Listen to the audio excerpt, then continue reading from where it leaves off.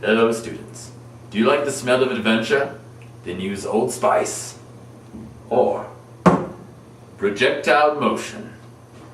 Is the x velocity dependent on gravity? No. Is the y velocity dependent on gravity? Yes. Therefore, x and y are independent. Don't believe me? I don't know. Do you need an example? You there. Oh, me? Yes, you. Now, we will demonstrate the independence of x and y using these diamonds. 1, 2, 3. As you can see, one diamond had both vertical and horizontal motion, while the other only had vertical. However, they both hit the ground at the same time. This means that x and y are independent.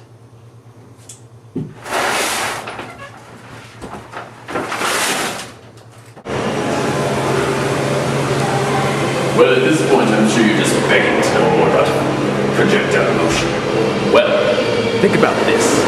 When an object is thrown into the air, there is a point at the height of the curve where the vertical velocity stops for a split second. This is called the snickle fritz. The amount of time that it takes for an object to reach the snickle fritz also determines the amount of time that the object is in the air. This period can be increased by increasing or decreasing the angle of trajectory or the initial speed. Swan!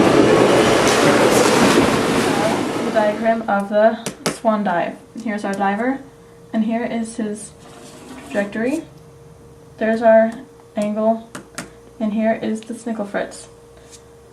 Here's our initial velocity, which is 3 meters a second, and yeah. Here's our initial velocity in the y direction, and then you get it by doing the initial velocity times the sine of theta, which in this case is 45.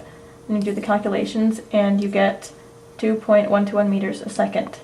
To get the time, you multiply 2 by the initial velocity in the y direction over gravity, which is 9.8.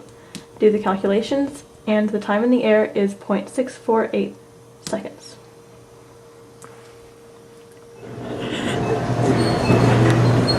So students, this goes to show that anything is possible when you know about projectile motion and not underwater basket weaving. I'm on a horse.